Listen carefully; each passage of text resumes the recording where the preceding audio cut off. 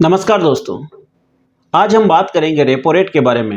Repo rate क्या होती है, रेपो रेट को बढ़ाया व घटाया क्यों जाता है तथा रेपो रेट के बढ़ने और घटने से आपके दैनिक जीवन पर क्या प्रभाव पड़ता है। साथ ही हम बात करेंगे रिवर्स रेपो रेट के बारे में। रिवर्स रेपो रेट क्या होती है तथा इसको भी बढ़ाया व घटाया क्यों जाता है। नमस्कार, मैं Vikram Dhakar, founder and CEO Finvik Financial Services. हम पिछले 15 वर्षों से इंश्योरेंस एंड फाइनेंस के क्षेत्र में कार्य करते हुए लोगों की कम से कम ब्याज दर पर अच्छे से अच्छे बैंक से लोन लेने में मदद कर रहे हैं। अगर आप हमारे चैनल पर नए हैं तो हमारे चैनल को सब्सक्राइब करें, वीडियो अच्छा लगने पर लाइक करें तथा अपने फैमिली एंड फ्रेंड्स को शेयर करना ना भूलें। आइए दोस्तों, वीडियो की शुरुआत करते हैं। अक्सर हम सुनते हैं कि सरकार ने या RBI ने रेपो रेट बढ़ाई है या सरकार ने रेपो रेट घटाई है। सबसे पहले हम बात करते हैं रेपो रेट होती क्या है। आइए इसको हम आसान भाषा में समझने की कोशिश करते हैं। जब भी हमें धन की आवश्यकता होती है, हम किसी भी बैंक या फाइनेंशियल इंस्टीट्यूशन से पैसा उधार लेते हैं और इस उधार लिए गए पैसे पर हम एक निश्चित दर से या एक निश्चित रेट से ब्याज चुकाते हैं और इसी ब्याज की दर को ब्याज दर कहते हैं। उसी प्रकार किसी भी बैंक या फाइनेंशियल इंस्टीट्यूशन को भी धन की आवश्यकता होती है और वो RBI से पैसा उधार लेते हैं।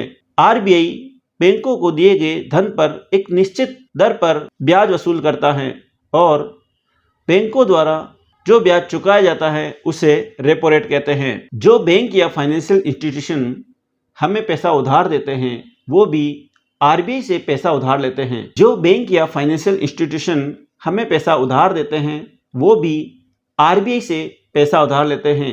RBI जिस ब्याज दर पर इन बैंक या फाइनेंशियल इंस्टीट्यूशन को पैसा उधार देता है वही ब्याज दर रेपो रेट कहलाती है। अतः आपको इसे ऐसे समझ सकते हैं कि जिस ब्याज दर पर RBI बैंकों को पैसा उधार देता है वही ब्याज दर रेपो रेट कहलाती है। आइए अब हम बात करते हैं कि रेपो रेट को बढ़ाया व घटाया क्यों जाता है। सरकार या RBI का रेपो रेट के बढ़ाने व घटाने के पीछे क्या मकसद होता है।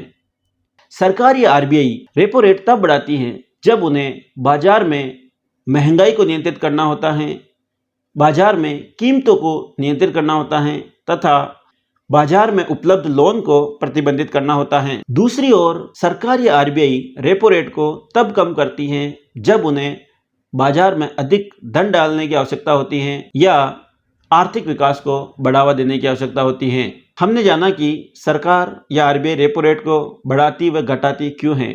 चलिए अब हम बात करते हैं रेपो रेट के बढ़ने और घटने से हमारे दैनिक जीवन पर क्या प्रभाव पड़ता है। क्या होता है जब रेपो रेट बढ़ती है या क्या होता है जब रेपो रेट घटती है। रेपो रेट में परिवर्तन अंततः आपके लोन को प्रभावित करता है, आपके लिए गए लोन की ब्याज दर को प्रभावित करता है, आपके लोन की मासिक किस्त को प्रभावित करता है। अगर रेपो रेट बढ़ती है तो आपके लोन की ब्याज दर भी बढ़ेगी और अगर रेपो रेट कम होती है तो आपके वर्तमान में चल रहे लोन की ब्याज दर भी कम हो जाती हैं। सामान्यतः रेपो रेट जब बढ़ती हैं तो बैंक आपके लोन की ब्याज दर बढ़ा देते हैं, लेकिन अगर रेपो रेट कम होती है तो बैंक या फाइनेंशियल इंस्टीट्यूशन आपके लोन की ब्याज दर कम करने में देरी करते हैं, क्योंकि ज़्यादा ब्याज मतलब बैंक को ज़्यादा प्रॉफिट। अतः रेपो रेट के कम होने पर आपको अपने बैंक से संपर्क करके आपके लोन पर चल रहे ब्याज की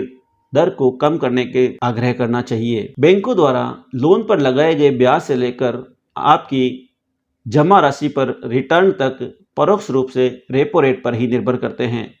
रेपो रेट की वृद्धि या रेपो रेट में कमी आपके लोन के ब्याज की दर और आपके रिटर्न की दर को प्रभावित करते हैं। जाहिर सी बात है कि रेपो रेट के बढ़ने के कारण बैंक को अपने उधार लिए गए धन पर ज़्यादा ब्याज देना पड़ता है, तो बैंक भी अपने ग्राहकों को दिए गए लोन पर ब्याज दर बढ़ा देता है। बैंक आपके वर्तमान में चल रहे लोन के साथ साथ नए लोन पर भी ब्याज दर बढ़ा देता है। रेपो रेट के बढ़ने से आपके लोन पर जो मुख्य प्रभाव पड़ता है वो ये है कि रेपो रेट के बढ़ने के कारण बैंक आपके लोन की ब्याज दर बढ़ा देता है। जब लोन की ब्याज दर बढ़ जाती है और आपकी मासिक किस्त नहीं बढ़ती है, तो आपकी प्रत्येक मासिक किस्त में जो मूलधन और ब्याज एक निश्चित अनुपात में जा रहे थे, तो उसमें ब्याज का अनुपात बढ़ जाता है और मूलधन का अनुपात कम होता है। तो क्या होता है कि आपकी प्रत्येक किस्त में ब्याज ज़्यादा जाने लगता है और मूल कम जाने लगता है। तो आपने जिस अवधि के लिए लोन लिया था या जितनी नंबर ऑफ इंस्टॉलमेंट के लिए, जितनी किस्तों के लिए आपने लोन लिया था, वो किस्तें आपकी बढ़ जाएगी। माना कि आपने 20 साल के लोन लिया था और रेपो रेट बढ़ने से आपके लोन की ब्याज दर बढ़ गई है, तो हो सकता है कि आपको 22 साल के लिए लोन चुकाना पड़े या 25 साल तक के लिए लोन चुकाना पड़ता है। ये डिपेंड करेगा कि आपके लोन की ब्याज दर कितनी बड़ी है। इसके ठीक विपरीत हम बात करते हैं कि अगर आरबीआई ने रेपो रेट कम करी है और माना कि आपने बैंक ने भी आपके वर्तमान में चल रहे लोन की ब्याज दर कम कर दी है, तो अब अनुपातिक तौर पर आपकी प्रत्येक किस्त में ब्याज कम होने की वजह से मूलधन ज़्यादा जाने लगेगा। तो अगर आपकी प्रत्येक किस्त में मूलधन ज़्यादा जा रहा है और ब्याज की राशि कम हो गई है, तो जिस अवधि के लिए आपने लोन लिया था उस अवधि से पहले आपका लोन संपूर्ण हो जाएगा। रेपो रेट के कम होने से और आपके लोन पर ब्याज की राशि कम होने से आपके प्रत्येक किस्त में ब्याज की राशि कम हो जाएगी और मूल की राशि ज़्यादा जाने लगेगी। तो आपका लोन जल्दी चुकता हो जाएगा और आप जल्दी ही लोन के बोझ से फ्री हो जाएंगे। इस प्रकार रेपो रेट के बढ़ने और रेपो रेट के घटने से आपके लोन पर बहुत असर पड़ता है। जब बैंक लोन पर ब्याज दर बढ़ा देता है तो आम जन लोन लेने में कम रुचि दिखाते हैं। इससे बाजार में धन की आवक कम होती है और महंगाई पर कुछ अंकुश लगता है, जो कि रेपो रेट बढ़ाने के पीछे सरकार का मूल मकसद होता है। ठीक इसके विपरीत सरकार या आरबीआई रेपो रेट में कमी भी करती है। रेपो रेट में कमी तब की जाती है जब सरकार को बाजार में अधिक धन डालने की आवश्यकता होती है। जब रेपो रेट को कम किया जाता है तो होम लोन तथा अन्य लोन की ब्याज दर कम हो जाती है। जब लोन की ब्याज दर कम होती है तो लोगों को बाजार में आसानी से लोन के लिए धन उपलब्ध होता है। जब अधिक मात्रा में धन उपलब्ध होगा तो बाजार में अधिक धन आएगा। जब अधिक धन आएगा तो आर्थिक विकास को बढ़ावा मिलता है तथा रोजगार के अवसरों का सृजन होता है। इस प्रकार सरकार या आरबीआई रेपो रेट में कमी करके बाजार में अधिक धन डाल के आर्थिक विकास को बढ़ावा देने में मुख्य भूमिका निभाते हैं। ठीक इसके विपरीत सरकार रेपो रेट में कमी भी करती है। रेपो रेट में कमी तब की जाती है जब बाजार में अधिक धन डालने की जरूरत होती है और आर्थिक विकास को बढ़ावा देने की जरूरत होती है। जब रेपो रेट में कमी होती है तो बैंकों को भी आरबीआई से अपने लिए उधार लिए गए धन पर कम ब्याज देना पड़ता है। जब बैंकों को धन सस्ते में उपलब्ध होता है तो बैंक भी अपने ग्राहकों को अपना व्यापार बढ़ाने के लिए कम या सस्ती रेट पर लोन उपलब्ध कराने लगते हैं। जब आम जन को आसानी से वह सस्ता लोन मिलता है तो बाजार में धन की आवक होने लगती है। जब बाजार में धन की आवक होती है तो आर्थिक विकास को बढ़ावा मिलता है, रोजगार के अवसर खुलते हैं तथा हर क्षेत्र में खुशहाली का माहौल होता है। दोस्तों, अब तक हमने बात करी है रेपो रेट के बारे में। आपने हमारे वीडियो को यहाँ तक देखा। अगर आप हमारे चैनल पर नए हैं तो हमारे चैनल को सब्सक्राइब जरूर करें।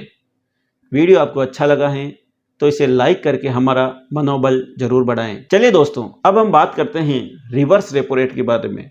रेपो रेट दो तरह की होती है, रेपो रेट और रिवर्स रेपो रेट। अब हम बात कर रहे हैं रिवर्स रेपो रेट के बारे में। रिवर्स रेपो रेट वह ब्याज दर हैं जो किसी भी देश का केंद्रीय बैंक अपने वाणिज्यिक बैंकों को रिजर्व बैंक में अपने अतिरिक्त धन को पार्क करने के लिए भुगतान करता है।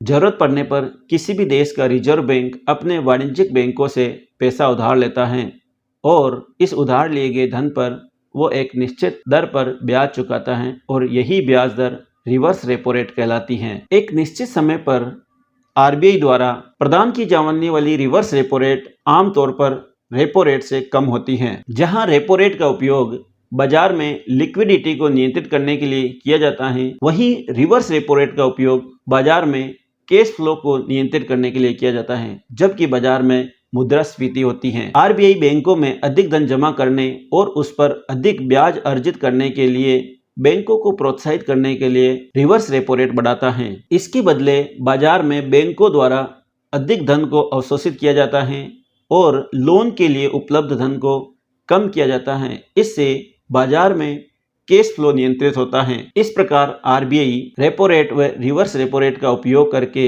बाजार में लिक्विडिटी तथा कैश फ्लो को नियंत्रित करते हैं। आखिर आपने हमारे वीडियो को अंत तक देखा। उम्मीद है वीडियो आपको जरूर अच्छा लगा होगा। अगर आपने हमारे चैनल को अभी तक सब्सक्राइब नहीं किया है तो हमारे चैनल को सब्सक्राइब करें, लाइक करें। हमारे चैनल को सब्सक्राइब करने के लिए, वीडियो को लाइक करने के लिए आपका प्रेम पूर्वक बहुत बहुत धन्यवाद।